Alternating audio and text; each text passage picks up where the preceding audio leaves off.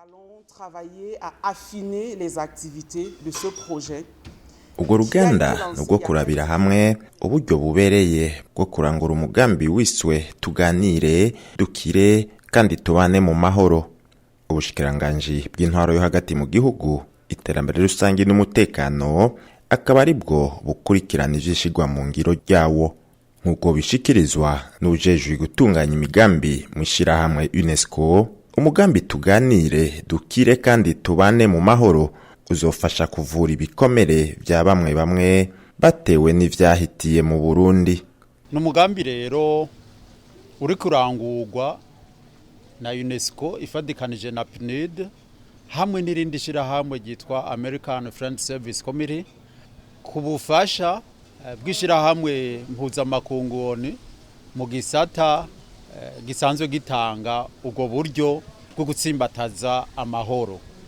Rero n'uruganda nk'uko nabivuze bwo kurabira hamwe uburyo nyabwo bwo kurangura uwo mugambi.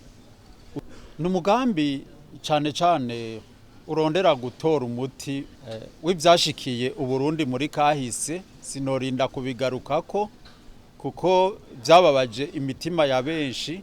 Rero sinifuza rero yuko ndabigarukako cane kugira ngo abantu bace basubira bavyibuke, ariko imvo nyamukuru zatumye uwo mugambi ubaho nizo nyene.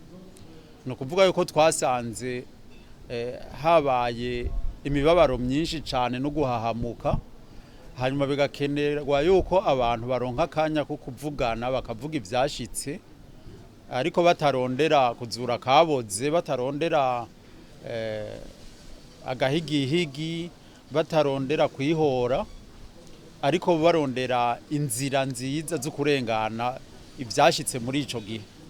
Ariko kandi izo njyane zatumye imitima ya benshi nari nabivuze igwara, hanyuma bigakenerwa rero yuko abantu hoboneka umugambi ubitaho, abo bishoboka bagakira, abo bidashoboka nabo bakaronka uko biri kose ubagumira iruhande, ubaremesha, kandi hakaboneka n'intumbero y'igihugu ijanye n'ingene abo bantu botangura gukira.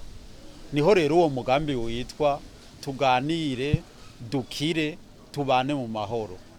Abajejwe intwaro ku nzego zo hasi bakaba nabo baratumiwe muri uwo mugambi, narirya aribo babona ubwa mbere abafise ibibazo batewe n'akahise. Urongoye zone Gakere muri komine Kiremba, imwe mu mazone umugambi uzokoreramwo, ati ibibazo vyihahamuka ntibibuze aho duherereye. Ivyo bimenyetso hakuru hari igihe mushobora guhura n'umuntu mwaganira ukumva kubwiye ngo burya bajya abantu ngo ibintu vyabo ngo ntawovyibagira, ugasanga arafatiye nko kuri bimwe vy'amoko canke kumbura arafatiye nko ku vy'abantu yabuze.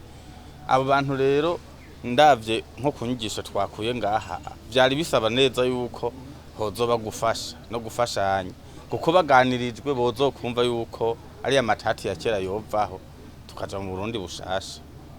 Mu bushikiranganji bw'intwaro yo hagati mu gihugu, iterambere rusange n'umutekano bakizera ko uwo mugambi uzogira ico ufashije mu kugabanya abafise ibibazo bene ivyo.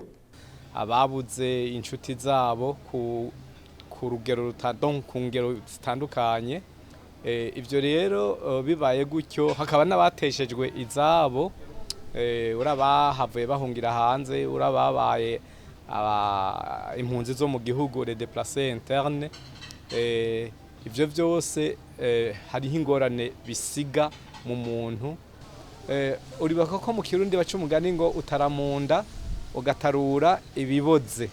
Rero uyu mugambi icyo ushaka gukora no kubanza kwegeranya canke gukoranya bajya abantu bafise ibibazo bakabashira hamwe, bakabanza bakaganira, baganiriye bizoca biheza bije ahabona. Bigiye ahabona babonye kuko harimo abahinga babizi babinonosoye, nibaza ko gutyo umugambi uzobugiye mu ngiro kandi uzoshoboka.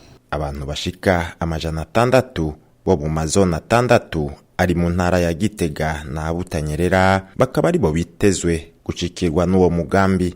abashika 1000 bakazoshobozwa kwiyungunganya n'uwo mugambi. Abashika 50 bakora ibikorwa mvabwenge bakaza nabo bazoherekeza ishigwa mu ngiro ry'uwo mugambi, hatibagiwe n'abaganga b'abahinga mu bijanye n'inyifato.